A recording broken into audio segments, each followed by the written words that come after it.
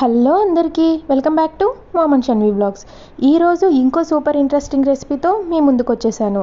అదేంటో తెలుసా? కాజు chicken fry.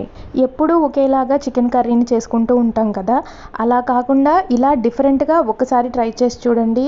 Chicken curry చాలా మంచి టేస్ట్ వస్తుంది అండ్ చాలా తక్కువ టైంలో అయిపోతుంది అండ్ తక్కువ ఇంగ్రీడియంట్స్తో కూడా ఈ చికెన్ ఫ్రైని మనం చేసుకోవచ్చు. ఒక్కసారి ట్రై చేసి చూడండి, ఖచ్చితంగా ఇష్టపడతారు. సో ఇక రెసిపీలోకి వెళ్ళిపోదామా? అందుకోసం ముందుగా ఇక్కడ నేను ఒక ఐరన్ కడాయిని స్టవ్ మీద పెట్టుకొని స్టవ్ ఆన్ చేసుకున్నాను. ఈ చికెన్ ఫ్రైని ఐరన్ కడాయిలో చేసుకుంటే మనకు త్వరగా అయిపోతుంది అండ్ మంచి టేస్ట్ కూడా వస్తుంది అనమాట. ఈ కడాయి హీట్ అయ్యాక ఇందులో 2 to 3 టేబుల్ స్పూన్ల దాకా ఆయిల్ వేసుకుంటున్నాను. ఇది ఫ్రై కాబట్టి ఆయిల్ ఎక్కువే పడుతుంది. సో ఆయిల్ హీట్ అయ్యాక ఇందులో నేను ముందుగా తరిగి పెట్టుకున్న 2 పెద్ద ఉల్లిపాయల ముక్కల్ని వేసుకొని ఫ్రై చేసుకుంటున్నాను. ఇక్కడ ఉల్లిపాయలు మనకి చక్కగా ఫ్రై అయిపోవాలి.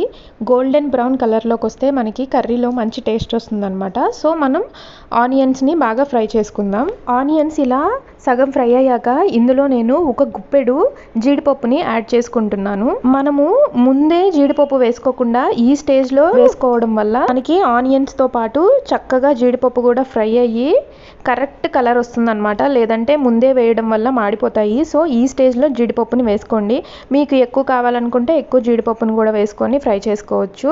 సో ఇలా జీడిపప్పు అండ్ ఆనియన్ ముక్కలు కూడా మనకి చక్కగా ఫ్రై అయిపోయాక ఇక్కడ నేను దాదాపుగా 1 టేబుల్ స్పూన్ దాకా అల్లం వెల్లుల్లి పేస్ట్ని యాడ్ చేస్తున్నాను. సో అల్లం వెల్లుల్లి పేస్ట్ కూడా మనకి ఈ ఆయిల్లో చక్కగా ఫ్రై అయ్యాక ఇందులో ఇప్పుడు నేను చికెన్ని యాడ్ చేసుకుంటున్నాను. ఇక్కడ నేను దాదాపుగా ఒక 1/2 kg చికెన్ని తీసుకున్నాను. ఈ చికెన్ని నేను ముందుగానే శుభ్రం చేసుకొని ఇప్పుడు ఇందులో యాడ్ చేస్తున్నాను. ఇప్పుడు ఈ చికెన్ అంతా ఇందులో వేసేసుకున్నాక ఒక్కసారి అంతా కలిసేలాగా మనము చక్కగా కలుపుకోవాలన్నమాట. ఒక్కసారి చికెన్ని ఇలా కలిపేసుకున్నాక ఇందులో ఇప్పుడు నేను రుచికి తగినంత ఉప్పుని యాడ్ చేస్తున్నాను. ఉప్పుతో పాటు కొంచెం పసుపుని కూడా యాడ్ చేస్తున్నాను. సో ఇలా ఉప్పు పసుపు కూడా యాడ్ చేసుకున్నాక ఒకసారి ఉప్పు పసుపు ఈ ముక్కలకి పట్టేదాకా చక్కగా కలుపుకొని మీడియం ఫ్లేమ్లో మూత పెట్టి ఒక 5 minutes ఫ్రై చేసుకుందాము. సో చూస్తున్నారు కదా, చక్కగా మనకి చికెన్లోనే వాటర్ అంతా బయటకు వచ్చేసింది. ఈ వాటర్లోనే మనకి చికెన్ చక్కగా ఫ్రై అయిపోతుంది కూడా. సో ఈ స్టేజ్లో నేను ఒక మీడియం టమాటాని ఇలా పొడవుగా కట్ చేసుకొని ఇందులో వేసుకుంటున్నాను. ఇక్కడ టమాటా అనేది పూర్తిగా ఆప్షనల్ అనమాట.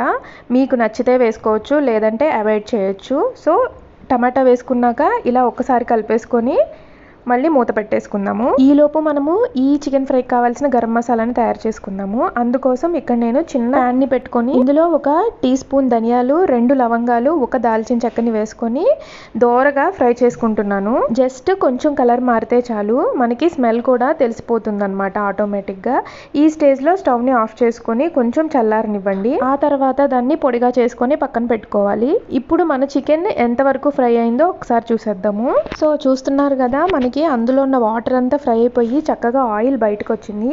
ఈ స్టేజ్లో ముక్క ఎంతవరకు ఉడికిందో ఒక్కసారి చెక్ చేసుకోండి. సో నాకైతే చూస్తున్నారు కదా, పర్ఫెక్ట్గా చికెన్ ఫ్రై అయిపోయింది అనమాట, ఉడికిపోయింది. సో మీకు గనక ఇలా ఫ్రై అవ్వకపోతే కొంచెం వాటర్ పోసుకొని ఇంకాసేపు ఉడకనివ్వండి. సో అప్పుడు ఫ్రై అయిపోతుంది అనమాట.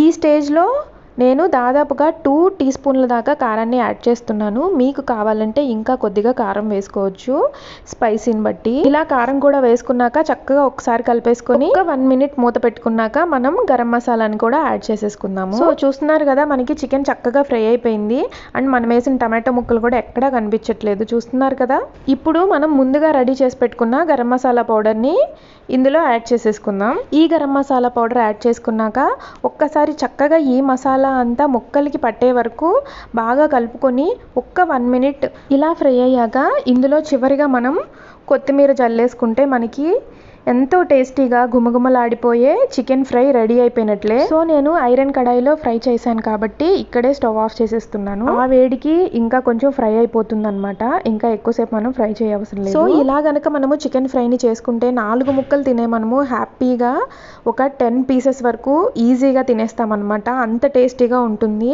మనము కాజు కూడా వేసాం కాబట్టి ఆ ఫ్లేవర్ కూడా బాగా తెలుస్తుంది అనమాట. ఒక్కసారి ఇలా కూడా ట్రై చేసి చూడండి.